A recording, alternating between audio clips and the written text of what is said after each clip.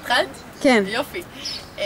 אוקיי, אז כמה נקודות דגשים במוגבלויות פיזיות, אבל לא בהקשר של כיסא גלגלים, בהקשר של הליכון, או מקל, או איזשהו אביזר הליכה, אביזר עזר להליכה, שגם מאט את ההליכה וגם מעכב את וגם לפעמים יכול לעכב את העלייה לתחנה עצמה.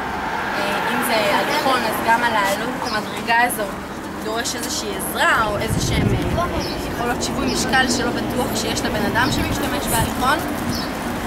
בנוסף לזה, אותו דבר גם עם מקל, וחשוב לציין שגם אם בן אדם יושב כאן ומסתכל על האוטובוס, אז הוא לא רואה, כי יש כאן עץ ויש כאן שלט שמסתיר לו את שדה הראייה, והוא חייב לקום מדי פעם ולוודא שהאוטובוס שלו לא מגיע ושהוא לא מפספס אותו.